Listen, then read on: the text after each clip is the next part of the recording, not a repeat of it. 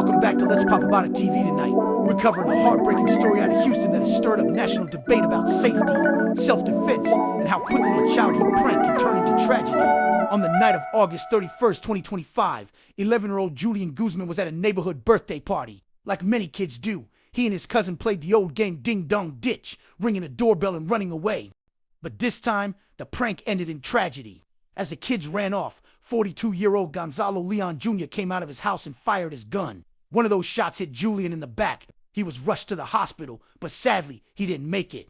Police quickly identified Leon as the shooter. When they surrounded his home, he eventually surrendered after a PA system announcement.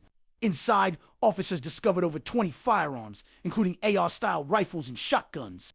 On September 2nd, Leon was officially charged with murder. Prosecutors are pushing for a $1 million bond, calling him a threat to the community.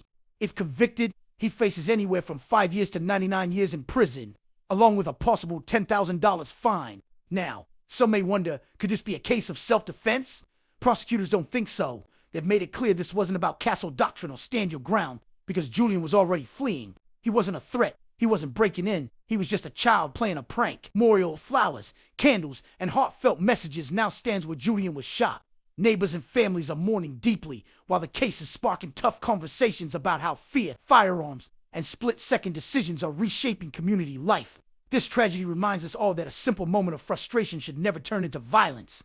As a community, we have to choose patience over rage, understanding over fear, and above all, value our children's lives. Julian Guzman's story should never have ended this way. The neighborhood, they were doing what's referred to as doorbell ditching. An 11-year-old boy shot and killed while playing Ding Dong Ditch, ringing a doorbell, then running off in a Houston neighborhood this weekend. I don't feel like it's that serious to shoot somebody from knocking on your door. Police say the boy was with two other kids. A neighbor saw them running away from the home when someone inside the home came out with a handgun and fired down the street. The 11-year-old struck in the back. In my opinion, it doesn't look like any type of self-defense. It wasn't close to the house, so it'll more likely be a murder charge. No charges, however, have been filed. The Houston case, just because there weren't charges at the time doesn't necessarily mean there wouldn't subsequently be charges. Criminal defense attorney and former prosecutor Russell Wilson is not connected to this case.